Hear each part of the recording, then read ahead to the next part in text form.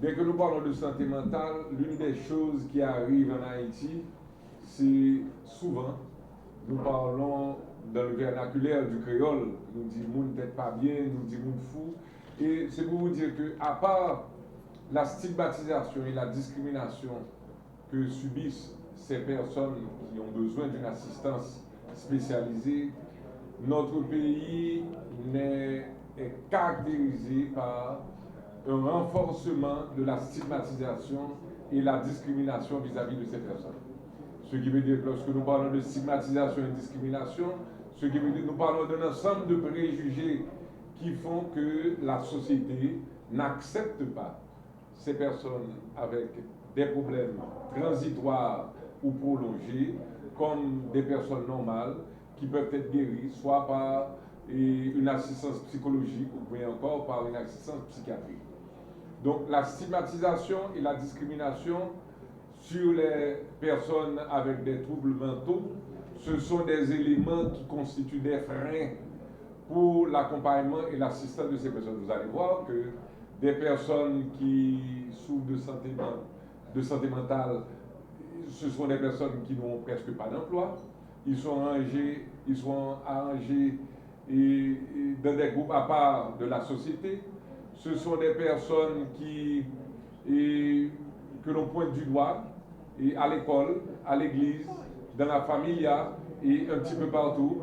Et tandis que là, la société devrait être beaucoup plus clémente vis-à-vis de ces personnes. La société devrait être beaucoup plus compréhensive vis-à-vis de ces personnes et leur donner l'assistance qu'il faut. Maintenant, l'autre point sur lequel je devrais attirer votre attention, à part la stigmatisation et la discrimination qui constituent des freins à l'accès aux services de santé et mentale en Haïti, c'est un élément que nous autres, et dans le domaine de la gestion des services de santé et de santé publique en général, c'est l'inadéquation des services offerts, des services présents pour ceux qui souffrent de santé mentale par rapport au volume de problèmes que nous avons là sur le terrain.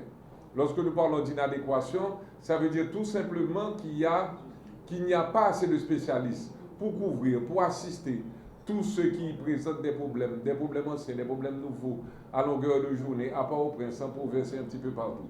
Ce n'est pas la peine de vous dire aussi que quand bien même il y aurait un maximum, ou du moins un minimum de spécialistes, psychologues, psychiatres et assistants sociaux pour assister ceux qui ont des troubles de santé mentale, vous verrez que dans la majorité des cas, plus de 400 risques de me tromper, plus de 80 à 90% de ces spécialistes, on va les retrouver dans la région métropolitaine, ou du moins au niveau du département de l'Ouest.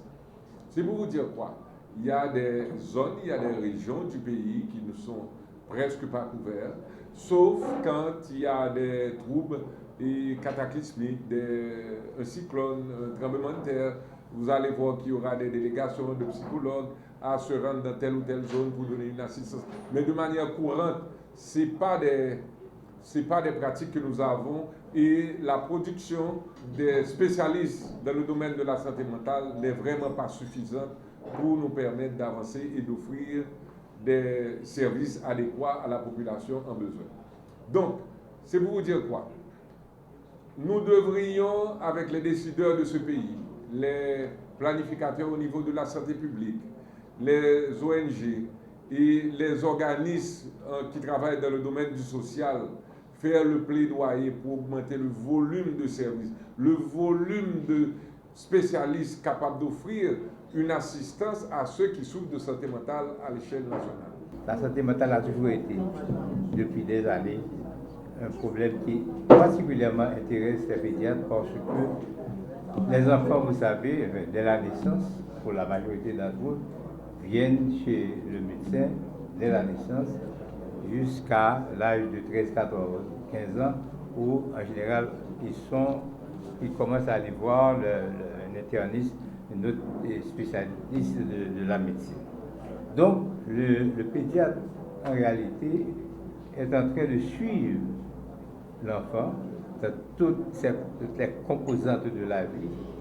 Et le pédiatre ayant acquis, ayant la confiance des parents, est souvent mis au point des différents problèmes qui surviennent au sein de la famille, chez l'enfant, et des problèmes qui des fois sont mal interprétés par l'environnement de l'enfant, d'ailleurs chez lui, certainement à l'école aussi, et même chez les parents qui des fois transmettent ces émotions, ces différents comportements aux médecins à leur manière, et souvent c'est au pédiatre de configurer, de rechercher les raisons pour lesquelles cet enfant peut avoir tel ou tel problème. Et étant donné que le pédiatre n'est pas forcément un psychologue, mais il a quand même des capacités de comprendre, d'agir et éventuellement de référer cet enfant éventuellement à des psychologues pour des prises en charge.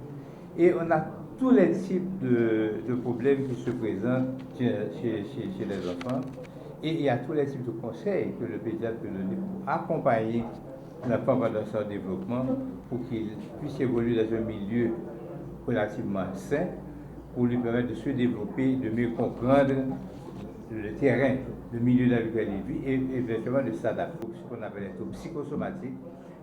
Et les troubles psychosomatiques, ça veut dire que c'est un enfant qui a un problème, probablement mental, un problème psychique, et qui est manifesté sous forme d'une maladie avec des symptômes qui vient voir son médecin pour n'importe quel symptôme. Ça peut être la migraine, ça peut être des vomissements, ça peut être des douleurs, n'importe quel type de problème, mais qui ne sont pas forcément liés à une pathologie, mais qui ont plutôt une base liée à un phénomène autour de l'enfant, un phénomène qui peut affecter à la longue sa santé mentale. Le but vraiment de ce colloque, c'est de marquer cette journée aujourd'hui, qui est le 10 octobre, qui est la journée mondiale de la santé mentale. Et le thème retenu cette année, c'est la santé mentale est un droit humain universel. Donc on voit qu'on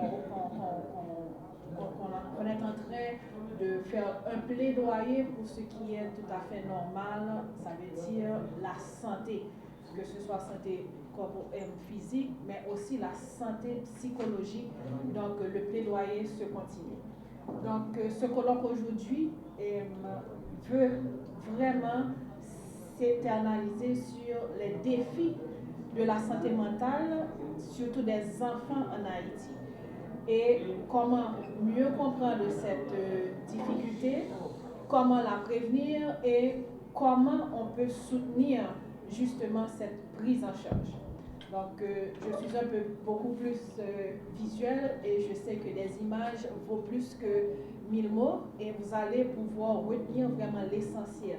Après avoir écouté le docteur Beauvais qui nous a parlé de cette discrimination, de la stigmatisation que nous vivons, le docteur Surenas, beaucoup plus spécialiste en la matière en termes de pédiatre, parce que ça peut commencer, ces problèmes peuvent commencer déjà dès l'enfance et même en période néonatale.